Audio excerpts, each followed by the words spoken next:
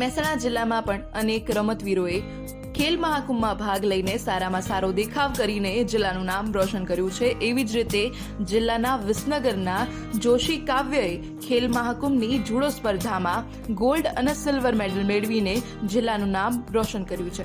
જાણીએ। મારું નામ જોશી કાવ્ય જગદીશભાઈ।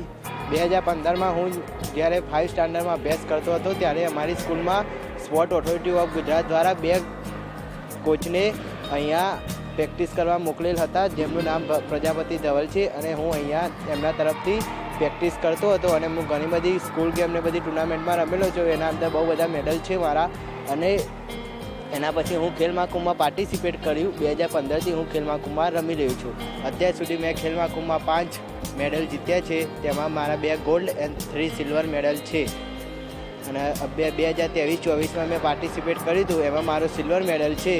તેથી તમે પણ ખેલ મહાકુંભનું 25 તારીખ સુધી રજિસ્ટર ચાલુ છે, તો તમામને એના અંદર પાર્ટિસિપેટ કરવા વિનંતી।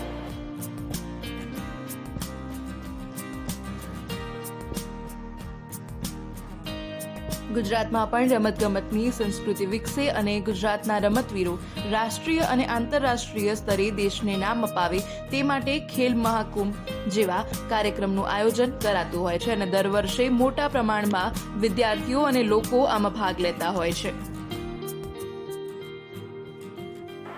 મારું નામ પટેલ મોહિત ગોવિંદભાઈ, હું વિસનગરમાં રહું છું। NM નૂતન સર્વ વિદ્યાલય સ્કૂલમાં હું અભ્યાસ કરું। હું મારી સ્પોર્ટ રમત જુડો ખેલ મહાકુંભ 2018થી શરૂઆત કરી। 2023-24માં માં સિલ્વર મેડલ આવ્યો ખેલ મહાકુંભમાં।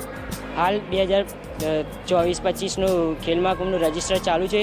તમે બી મારા જેમ મેડલ મેળવી શકો છો, સિલ્વર મેડલ, ગોલ્ડ મેડલ જેવી રમતમાં ભાગ લઈ અત્યારે તમે મારા જેમ ફોર્મ ભરો અને ખેલ મહાકુંભ ટુર્નામેન્ટમાં ભાગ લેવાની વિનંતી।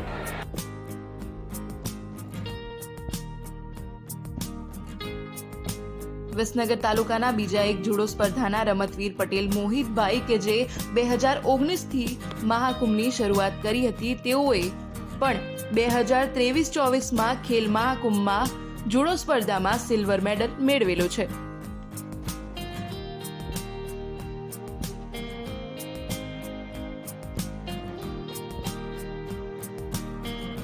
ખેલ મહાકુંભમાં દર વર્ષે અલગ અલગ જિલ્લાઓમાંથી લોકો ભાગ લેતા હોય છે અને રાજ્ય કક્ષાએ મેડલ જીતતા હોય છે।